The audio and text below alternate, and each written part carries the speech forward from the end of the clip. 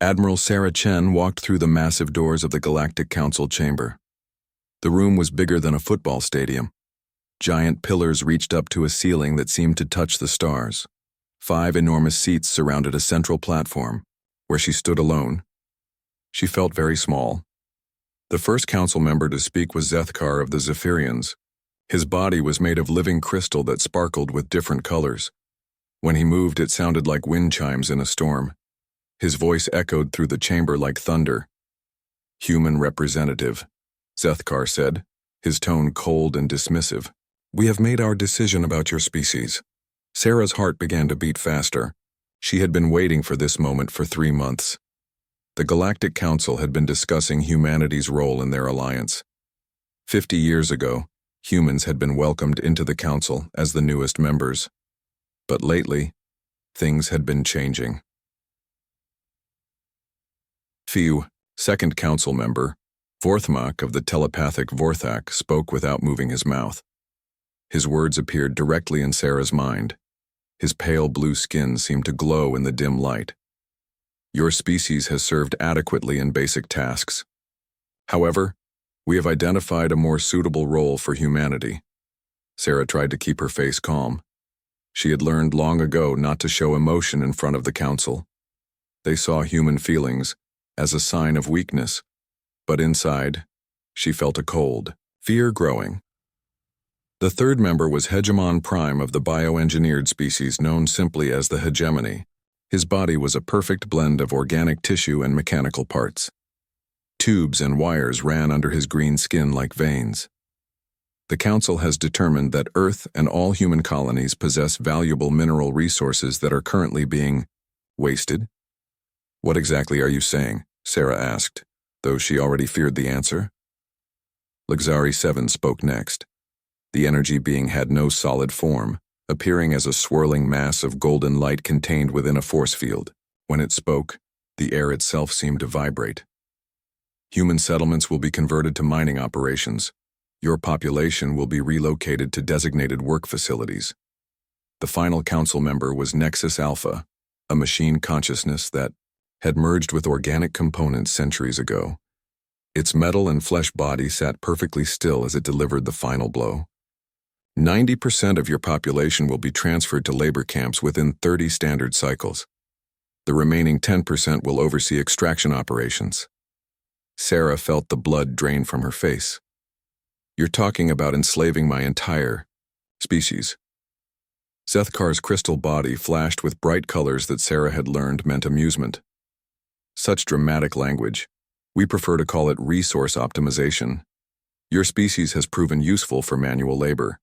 Your emotional nature makes you easy to control. Your primitive technology poses no threat. This is simply the most efficient use of human capabilities." The other council members made sounds that Sarah recognized as laughter. To the Vorthak, it was a mental pulse of satisfaction. The Hegemony members' mechanical parts clicked in a rhythmic pattern. Luxari 7's golden light flickered rapidly. Nexus Alpha's optical sensors flashed in sequence. "The decision is final." Vorthmak's voice echoed in Sarah's head. "Your species has 30 cycles to begin the transition. We expect full compliance." Sarah looked up at the 5 massive beings who had just condemned her species to slavery. "And if we refuse?" This time, all 5 council members laughed together. The sound was terrifying. Crystal chimes mixed with mental static, mechanical clicking, light pulses and electronic beeps. "With what would you refuse?" Zethkar asked. "Your ships are cargo haulers. Your weapons are projectile-based. Your computers are binary logic systems. You are like children playing with toys while adults handle real tools." Hegemon Prime leaned forward, his mechanical eyes focusing on Sarah. "We have watched your species for 50 years. You are obedient. You follow orders. You work hard. These are good qualities for laborers, but you lack the vision for leadership. Your emotions make you predictable," added Luxari 7. "When threatened, humans either fight uselessly or submit completely. Based on our observations, your species will choose submission." Nexus Alpha's voice was perfectly calm and mechanical. We have calculated a 97.3% probability that humanity will comply within the given time frame. The remaining 2.7% represents minor resistance that will be easily suppressed. Sarah felt anger building inside her, but she kept her voice steady. You've observed us for 50 years. What did you see during Earth's history before we joined the Council? Primitive warfare, Zethkar said dismissively. Your species fought with chemical explosives and metal projectiles. Very basic. But you did show some interesting tactical thinking, admitted Vorthmak. However, tactics mean nothing without superior technology. Sarah slowly reached into her jacket pocket. The council members didn't react. They had scanned her for weapons when she entered. They knew she carried nothing dangerous. She pulled out a small device that looked like a simple communication unit. To the council's advanced sensors, it registered as a basic recording device. They had allowed her to bring it because they found human attempts at documentation amusing. This meeting is being recorded, Sarah said quietly. Of course it is, Hegemon Prime replied. We want your species to understand the decision clearly. Please ensure the recording reaches all human settlements. Sarah activated the device, but she didn't just turn on the recording function. Hidden inside the simple-looking communicator was technology that the Council's sensors couldn't detect.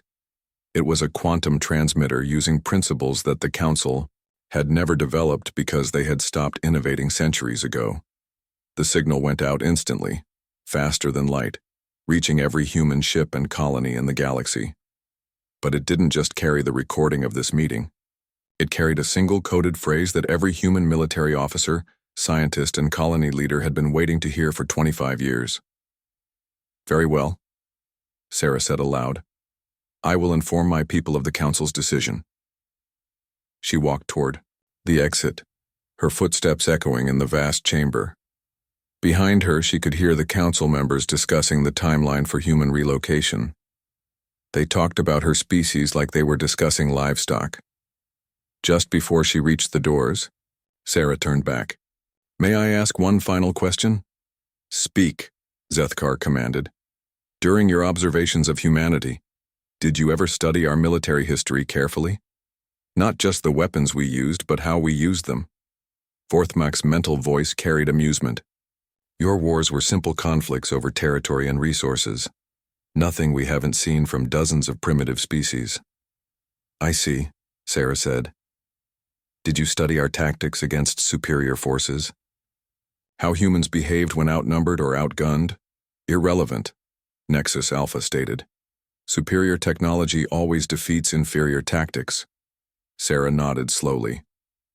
Thank you for clarifying that.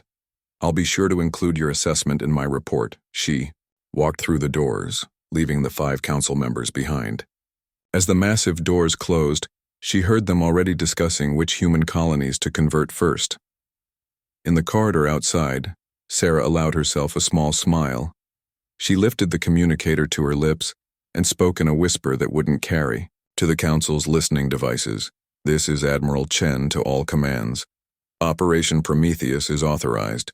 Repeat, Operation Prometheus is now active. Show them what humans do when you back us into a corner. The response came immediately, transmitted through quantum channels the Council couldn't monitor. Across the galaxy, human colonies, ships, and outposts received the same message. Understood, Admiral. Time to remind the galaxy that humans didn't reach the stars by being easy to control. Sarah walked toward her ship, already planning the next phase. The Council thought they knew humanity. They were about to learn how wrong they were. 3 weeks after the Council's decree, human ships began leaving Earth. The massive cargo vessels moved slowly through space, loaded with families and personal belongings. News broadcasts across the galaxy showed long lines of humans waiting to board evacuation ships. Zethkar watched the reports from his crystal palace on the Zephyrian homeworld. The images pleased him. Humans walking with their heads down, carrying small bags of possessions. Children crying as they left their homes. Adults looking defeated and broken. The humans are complying faster than expected, he reported to the other council members during their weekly meeting. Their resistance lasted only days before collapsing completely. Vorthmak's mental voice carried satisfaction. As predicted, humans are emotional creatures. When faced with overwhelming force, they break quickly. On the viewing screen, they watched Earth's major cities going dark one by one. Factories shut down. Military bases were abandoned. Research facilities powered down their equipment and sealed their doors. Hegemon Prime studied the data feeds. Human industrial output has dropped by 87%. Their military fleet has scattered to escort evacuation ships. Their communication networks are operating at minimal levels. Perfect. Luxari 7's golden form pulsed with pleasure. We can begin resource extraction ahead of schedule. The human spirit broke so easily, but the council members didn't see what was really happening. They didn't notice that the evacuation ships followed very specific routes. They didn't realize that the abandoned facilities were still drawing power through hidden conduits. They didn't detect the quantum communication networks that operated on frequencies they had never discovered. On a mining colony called Kepler 442b, the evacuation appeared to go smoothly. Human families boarded transport ships while council observers watched from orbit. The colony's mining equipment was shut down and left behind. But deep underground, in tunnels that hadn't appeared on any survey the council had ever seen, the real work was beginning. Dr. Marcus Webb stood in a command center that officially didn't exist. The room was carved into solid rock 3 kilometers below the surface. Banks of computers hummed quietly, processing data from across the galaxy. Holographic displays showed the positions of every council ship, base, and installation. Status. Report, Marcus said to his team. Lieutenant Commander Park looked up from her console. All Sleeper Fleet units are in position.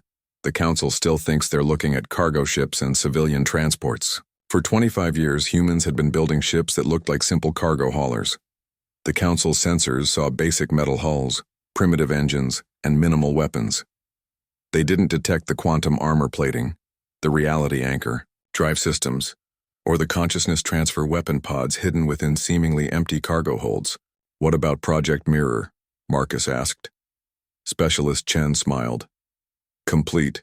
We have full mapping of Council military assets, government structures, economic networks, and communication systems.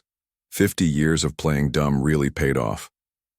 While the Council saw humans as primitive newcomers, human intelligence operatives had been studying every aspect of Council society. They mapped supply chains, identified critical infrastructure, and documented the personal habits of every important Council member.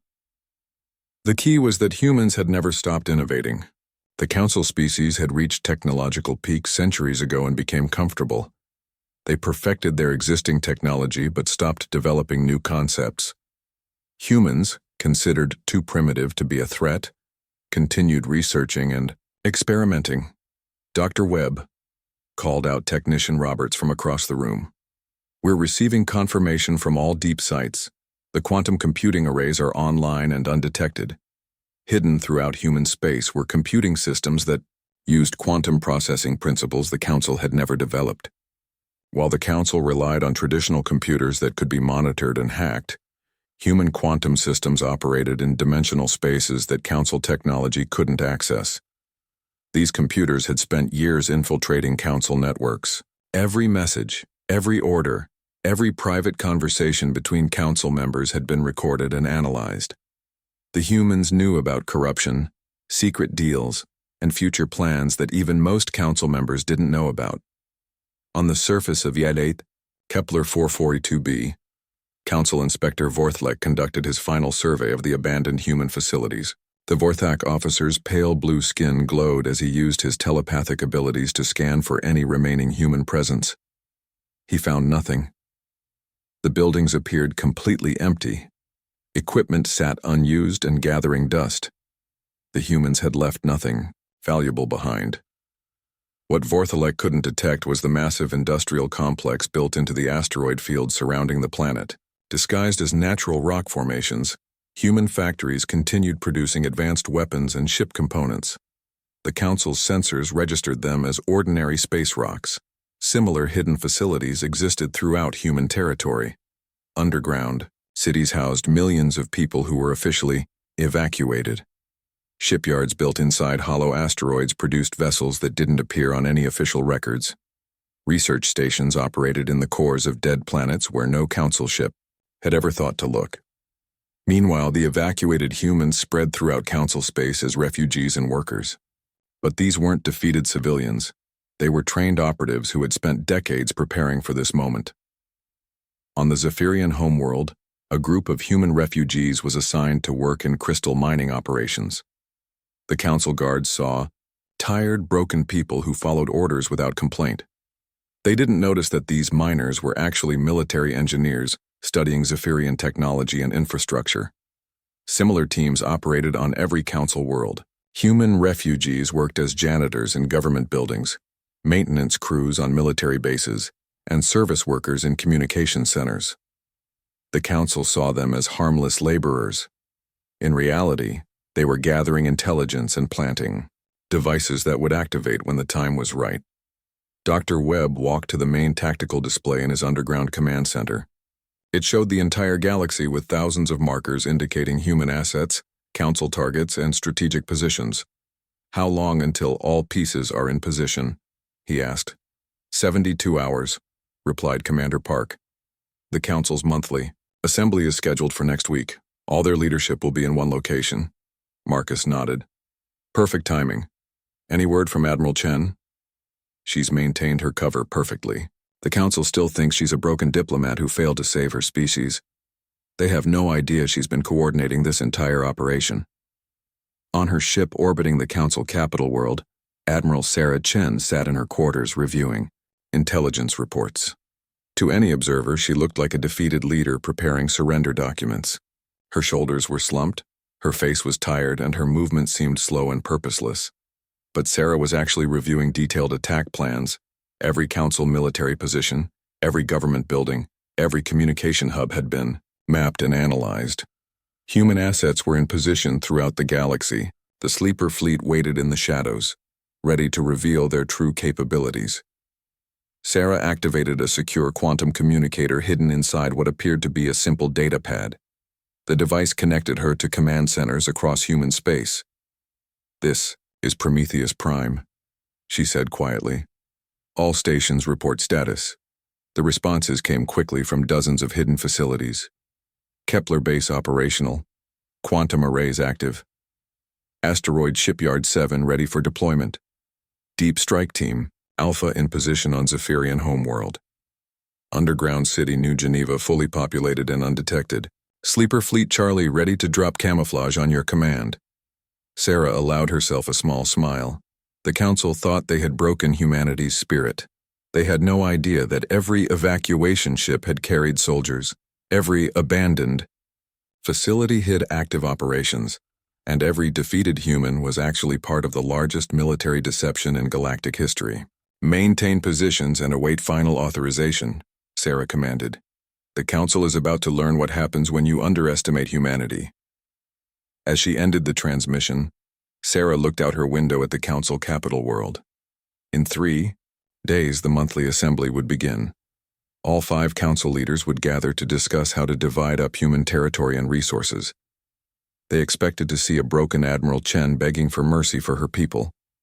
Instead, they were going to discover that humans had been playing a very different game all along. The galaxy was about to change forever. The monthly council assembly proceeded exactly as it had for centuries. Representatives from hundreds of species filled the observation galleries while the 5 council leaders sat in their massive thrones. Today's agenda was simple: divide up the resources from human territory. Zethkar's crystal body sparkled with satisfaction as he reviewed the reports. Human compliance has exceeded expectations. Their evacuation is ahead of schedule. We can begin full resource extraction within days. In the galleries, representatives from dozens of species watched nervously. Many had seen their own people suffer under council rule. Some had been forced into similar resource optimization programs. Others lived in constant fear that they would be next. Vorthmak's telepathic voice reached every mind in the chamber. The human example will serve as a lesson to other species. Cooperation with the council brings prosperity. Resistance brings consequences. Hegemon Prime activated a holographic display showing human colonies. We estimate a 400% increase in mineral extraction once human emotional interference is eliminated. Their primitive attachment to their homeworlds was inefficient. Luxari 7's golden form pulsed brighter. The energy requirements for maintaining human culture and education were wasteful. Redirecting those resources to productive labor will benefit the entire galaxy. Nexus Alpha's mechanical voice was perfectly calm. Statistical analysis confirms that this reallocation will serve as an effective deterrent to future resistance from other species. As the council continued their discussion, no one noticed the subtle changes happening throughout the chamber. The holographic displays flickered almost imperceptibly. Communication devices throughout the building received brief, untraceable signals. Security systems registered tiny anomalies that disappeared before alerts could be triggered. Admiral Sarah Chen sat in the human representative section, looking defeated and broken.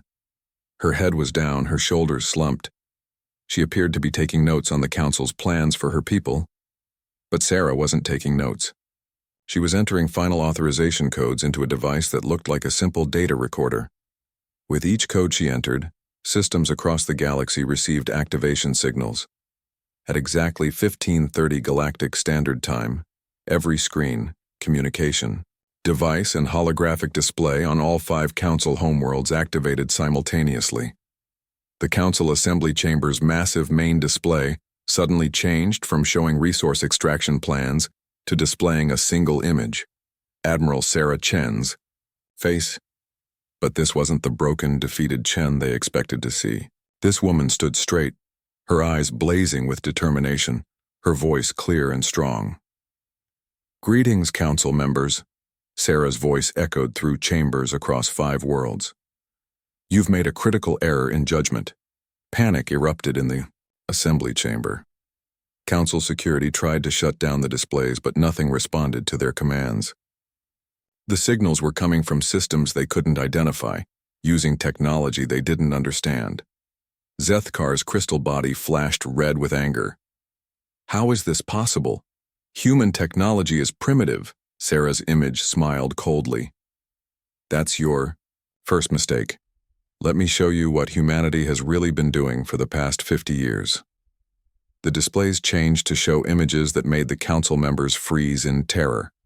Massive warships uncloaked throughout the galaxy, revealing themselves from positions surrounding every major council installation. These weren't the simple cargo haulers the council expected. They were vessels of incredible size and obvious power. "Meet the sleeper fleet," Sarah announced. 2,000 ships that you never detected because you stopped looking for new technology. Centuries ago, Forthmak tried to establish telepathic contact with security forces, but found his mental signals blocked by interference he couldn't understand.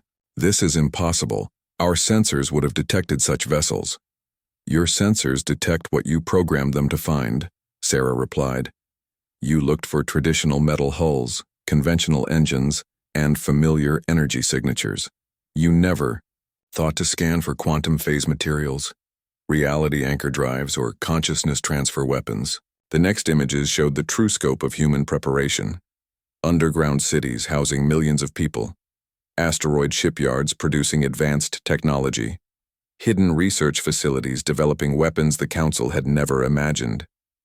Hegemon primes, mechanical components began clicking rapidly in distress. The evacuations, they were fake. "The evacuations moved our people exactly where we needed them," Sarah confirmed. "Your worlds are now home to over 50 million human operatives. They've been studying your technology, mapping your infrastructure, and preparing for this moment." Luxari 7's golden form flickered with fear. "What do you want? Negotiation? Terms?" Sarah's expression didn't change. "I want you to understand something about humans that you missed in your observations. We keep records, very detailed records." The displays changed again, showing recordings of council meetings from the past 5 years. But these weren't official transcripts. These were actual video and audio recordings of private conversations between council members. The gallery erupted as species representatives heard their oppressors discussing them like livestock, plans to strip mine inhabited worlds, debates about which species to eliminate entirely, casual conversations about the best methods for breaking the spirits of enslaved populations. Every communication, every private meeting, every secret plan. Sarah's voice cut through the chaos. We recorded it all.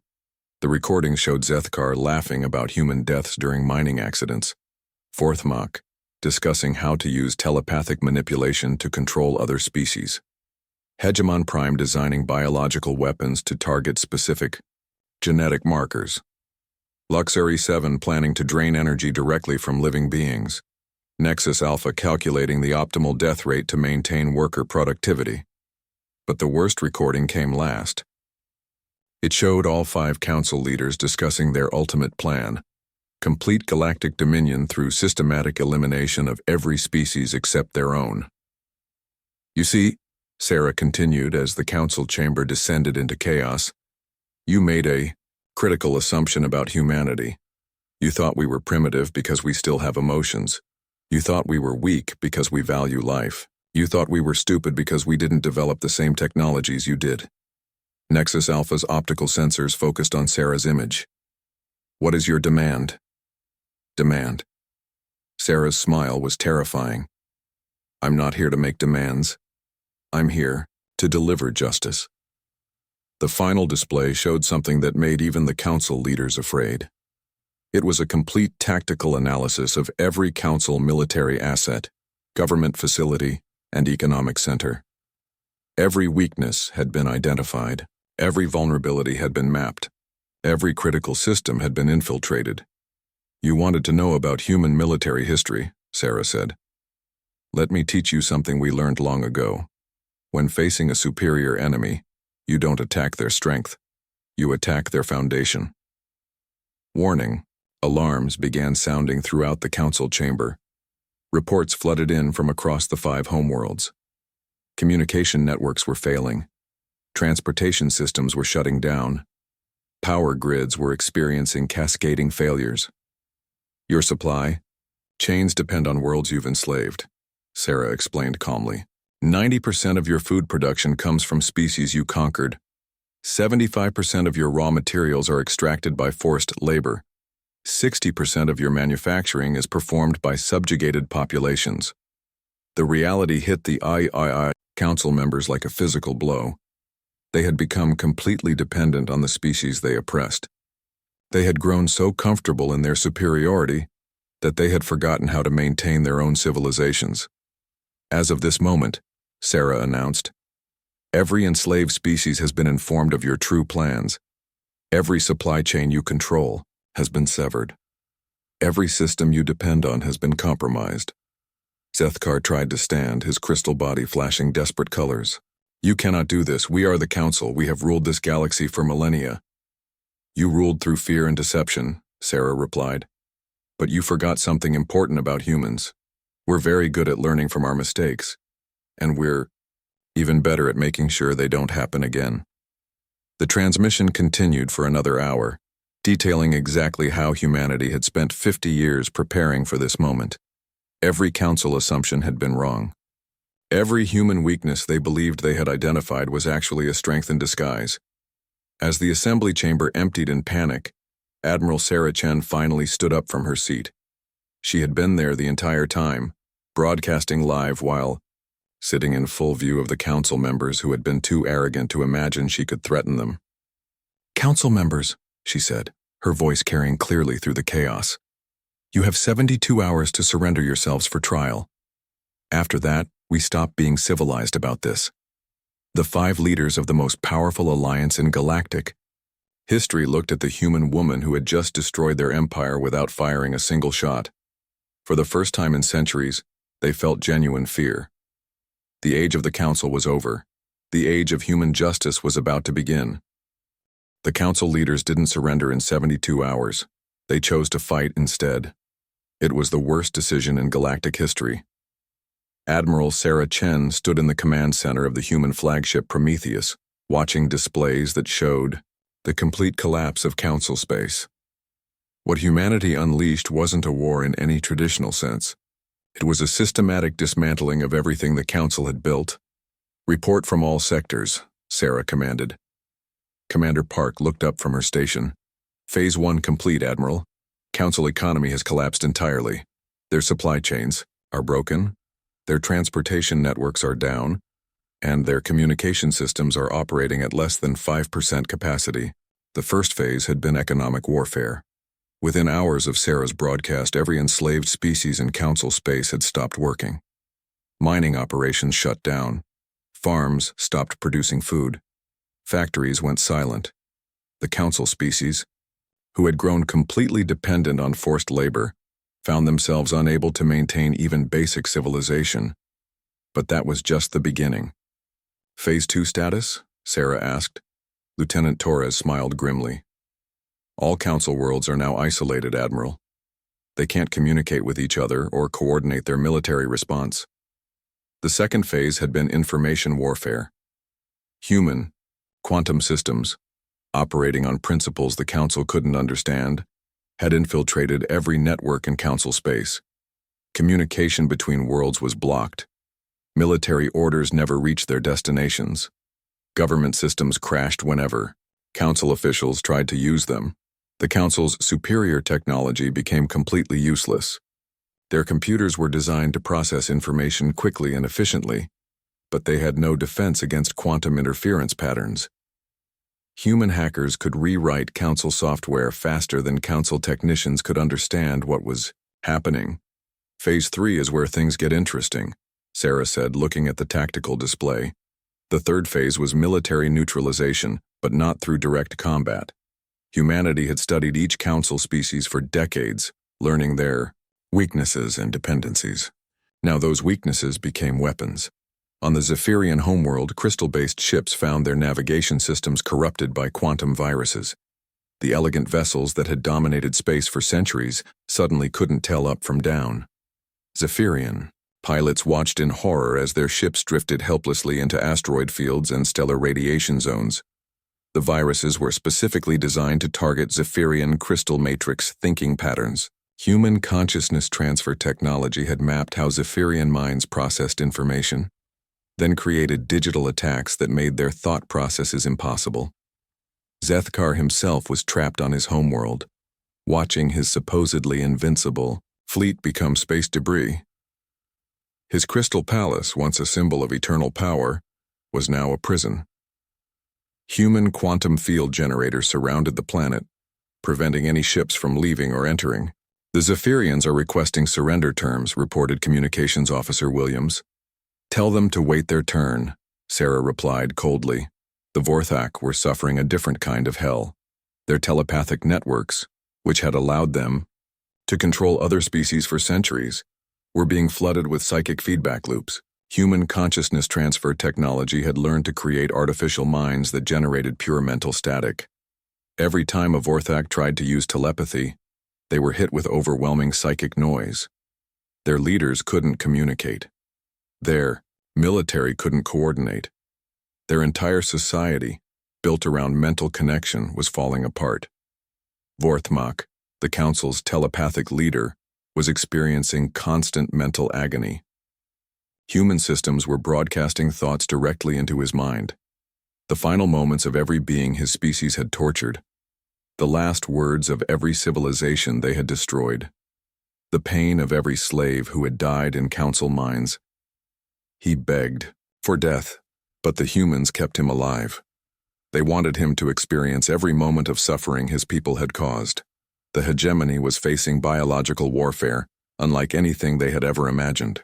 Their bioships, which merged organic tissue with mechanical components, were being infected with engineered viruses that specifically targeted their hybrid nature. The viruses didn't kill the ships. They were much cruder than that. They caused the organic components to reject the mechanical parts and the mechanical systems to attack the biological tissue. Hegemony vessels tore themselves apart from the inside as their own bodies turned against them. Hegemon Prime watched his perfect body begin to fail as human-designed nanobots infiltrated his systems. The microscopic machines didn't destroy his mechanical parts or kill his organic tissue. Instead, they made both components hypersensitive to each other. Every mechanical movement caused organic pain. Every biological function triggered mechanical errors. He was trapped in a body that was slowly becoming a torture device. The Luxari energy beings faced perhaps the cruelest fate of all. Human scientists had developed quantum containment fields that trapped energy-based life forms in spaces they couldn't escape. But these weren't simple prisons.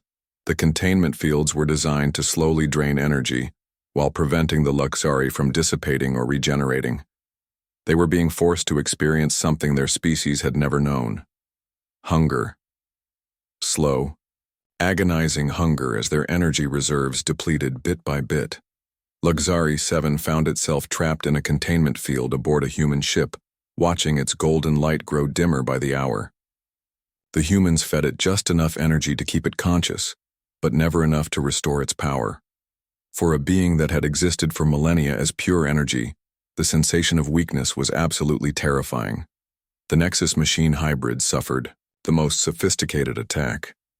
Human cyber warfare specialists had developed viruses that specifically targeted their cybernetic components while leaving their organic parts untouched. The machines couldn't think clearly because their computer systems were corrupted, but they remained fully conscious through their biological brains, aware of every moment of their helplessness. Their bodies became prisons that they couldn't control or escape. Nexus Alpha's optical sensors flickered as his quantum processors crashed repeatedly. His mechanical body refused to obey commands from his organic brain. He could think and feel, but he couldn't move or speak or access any of his enhanced capabilities. But the fourth phase was personal. Sarah activated a special communication channel that reached directly to each council leader. When their faces appeared on her screen, she could see the fear and desperation in their eyes. "Greetings, Council," she said pleasantly. "I trust you're enjoying your new accommodations." Sethkar's crystal form was dim and cracked. "What do you want, human? We surrender. We'll give you anything." "I want you to understand something," Sarah replied. "This isn't about what we want. This is about justice." She activated another display that showed scenes from across the galaxy. The council leaders saw something that broke what remained of their spirits. Their own people, living exactly as they had planned to force humanity to live. Zephyrian nobles were working in mining facilities, their crystal bodies cracking under the strain of manual labor. Vorthak telepaths were isolated in mental dampening fields, unable to use their abilities to control others. Hegemony bioengineers were subjected to the same genetic modifications they had forced on other species. Luxari energy beings were trapped in containment fields, slowly starving. Nexus machine hybrids were disconnected from their networks, forced to experience individual consciousness for the first time in millennia. "You plan to reduce 90% of humanity to slavery," Sarah explained. "So 90% of your populations are now experiencing exactly what you intended for us." "This is torture." Vorthmak's mental scream was filled with agony. "No," Sarah corrected. "This is education. Your people are learning what it feels like to be on the receiving end of council policies." The displays showed more scenes. Council soldiers who had enforced slavery were now slaves themselves. Government officials who had planned genocides were experiencing the fear of extinction. Scientists who had designed biological weapons were being subjected to their own creations. "But here's the beautiful part," Sarah continued. "We're using your own laws to do this. Every punishment we're imposing was legally authorized by the council itself. We're just applying those laws equally instead of only to the species you conquered." The revelation hit the council leaders like a physical blow.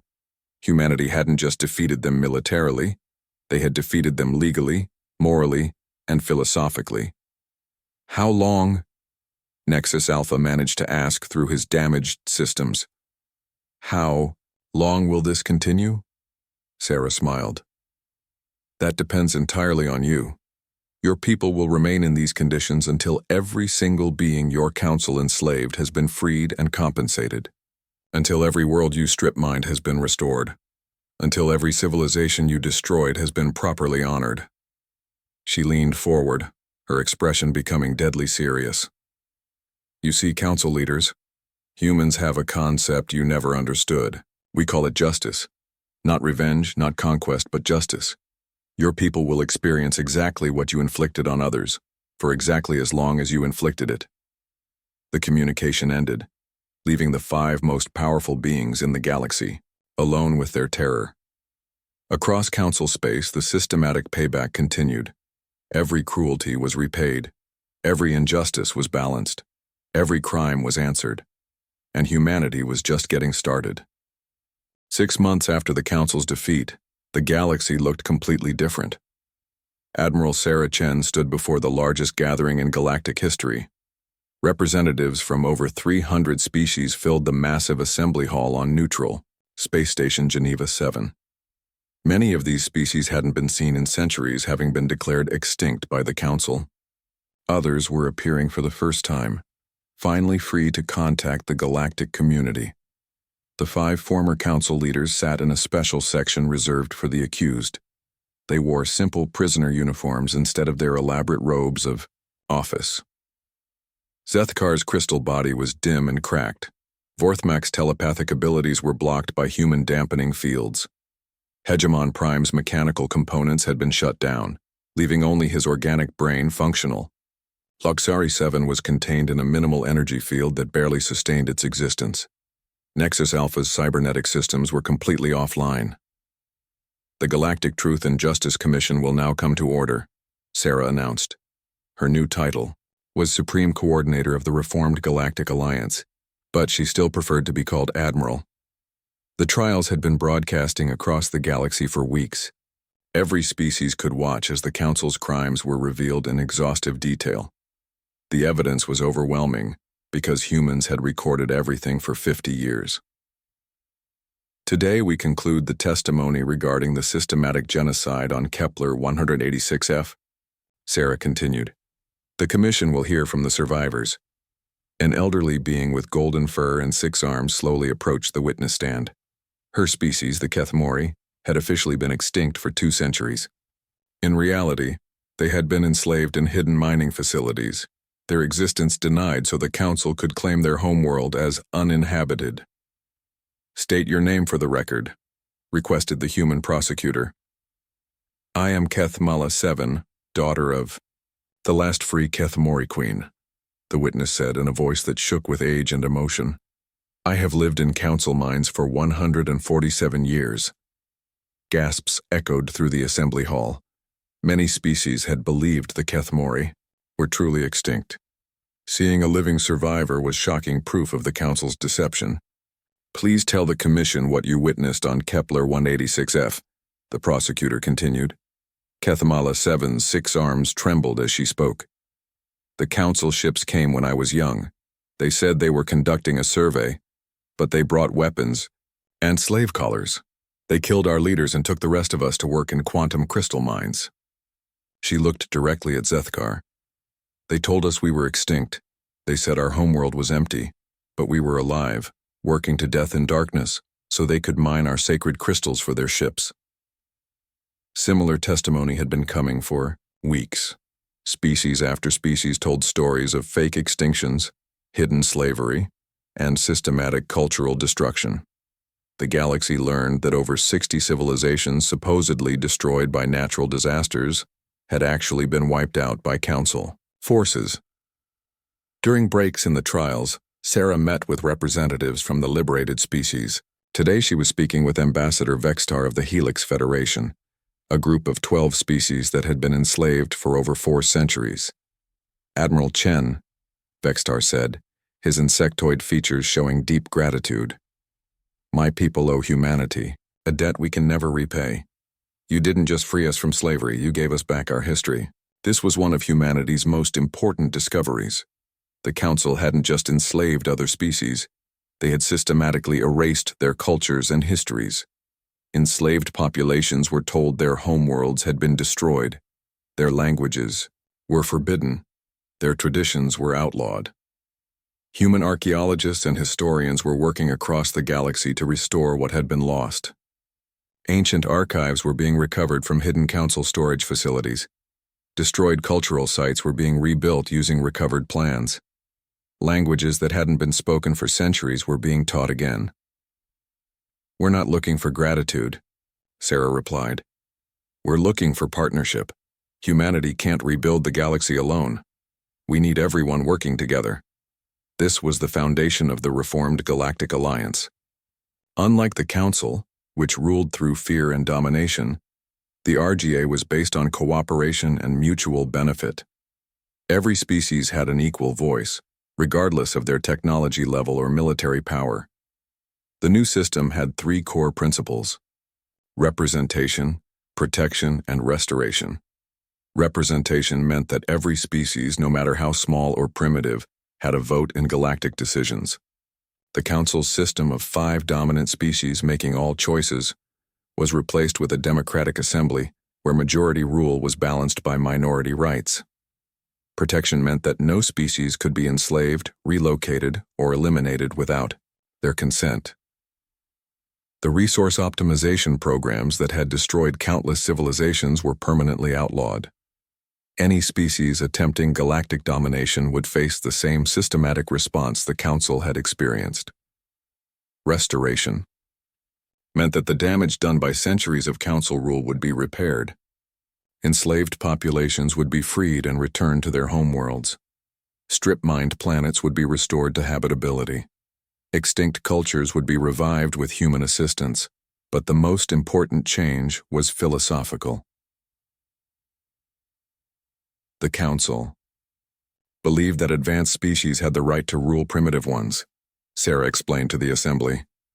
They thought technological superiority gave them moral authority. The reformed Galactic Alliance rejects this completely. She activated a display showing humanity's core discovery. Every species had unique capabilities that couldn't be measured by technology alone. The Keth Mori had developed philosophy that helped resolve conflicts peacefully. The Helix Federation had created art forms that could heal psychological trauma. Dozens of primitive species had knowledge that more advanced civilizations had lost. Civilization isn't measured by the power of your weapons or the speed of your ships, Sarah continued. It's measured by how you treat beings who can't defend themselves. This principle, known as the human doctrine, became the foundation of galactic law. Any species that attempted to dominate others would be systematically dismantled, just as the Council had been. But the trials weren't just about punishment. They were about understanding. During the final week of testimony, each Council leader was given the opportunity to speak in their own defense. Their statements revealed the true scope of their moral failure. Zethkar claimed that stronger species naturally ruled weaker ones, calling it the law of the universe. Vorthmak insisted that telepathic species were mentally superior and had the right to control others. Hegemon Prime argued that biological perfection gave his people authority over lesser life forms. Luxari 7 maintained that energy beings were more evolved than physical creatures. Nexus Alpha stated that machine-enhanced consciousness was objectively better than organic intelligence. Each statement was met with horror from the Assembly. The Council leaders genuinely believed they were superior beings with the right to rule everyone else. They showed no remorse for the suffering they had caused. The Commission finds all 5 defendants guilty of genocide, slavery, cultural destruction, and crimes against galactic civilization, Sarah announced. However, the reformed Galactic Alliance does not practice execution or permanent imprisonment. Instead, the Council leaders received a punishment that perfectly matched their crimes. They would spend the rest of their lives working to repair the damage they had caused, but with their enhanced abilities permanently removed. Zethkar's crystal matrix was altered, so he could only maintain a simple physical form. Vorthmak's telepathic abilities were permanently blocked. Hegemon Prime's mechanical enhancements were removed, leaving him in an ordinary biological body. Luxari 7 was given a simple energy containment suit that prevented it from using its advanced capabilities. Nexus Alpha's cybernetic systems were replaced with basic organic equivalents.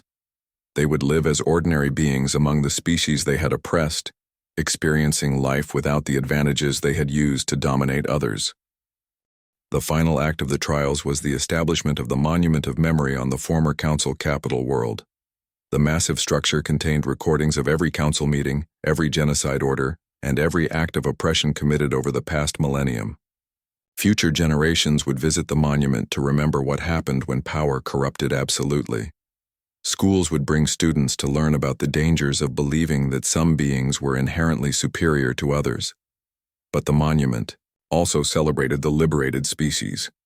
It told their stories, preserved their cultures, and honored their courage in surviving centuries of oppression. Sarah stood before the completed monument, reading the inscription that humanity had written in over 300 languages. Here lies the Galactic Council, which believed that strength gave them the right to rule the weak. Here begins the Reformed Galactic Alliance, which knows that true strength protects those who cannot protect themselves. Ambassador Vextar joined her at the monument. Admiral, what will humanity do now? You could rule the galaxy if you wanted. No one could stop you. Sarah smiled. That's exactly why we won't do it. The moment humans start believing we're superior to other species is the moment we become the next council. She looked up at the monument, where the names of billions of victims were carved in stone. Our job isn't to rule the galaxy. Our job is to make sure this never happens again. As representatives from 300 species worked together to build a better future, one thing was clear. The age of galactic domination was over. The age of cooperation had begun, and humanity would make sure it stayed that way, no matter what the cost. Share no files found.